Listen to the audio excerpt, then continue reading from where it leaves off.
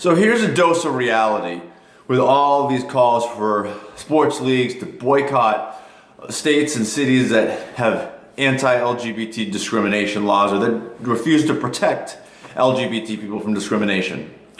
All the boycott talk by these leagues is a bunch of nonsense. And Houston is exactly why.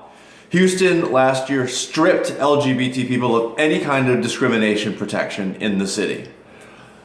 Next week, the NCAA is hosting its men's Final Four in Houston. The NCAA told me that they had the ability to move the event.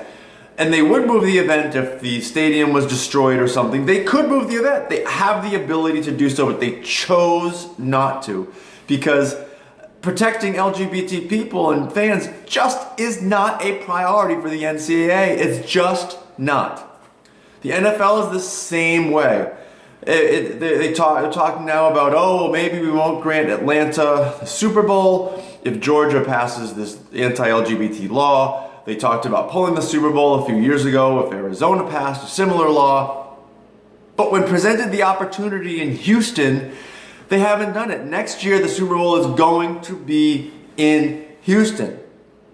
So all this talk now of all these leagues wanting to look like they're doing something, when presented the opportunity to actually do something, they don't. Now in North Carolina, we again have the opportunity for them to do something. The NBA has its All-Star game there next year, and in the next 2 years, the NCAA has scheduled men's tournament games in North Carolina. Will they do something? No, they won't. Because they're not really committed to this. They want to look like they're committed to this. They will not put money on the line when it comes to protecting LGBT people. And all these states and cities, they know this.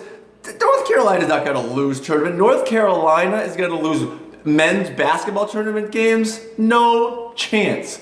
So all of these calls for boycott, I mean, they're important. I think I'm gonna keep asking. But I have no expectation that any of these leagues are going to take this remotely seriously because they haven't yet.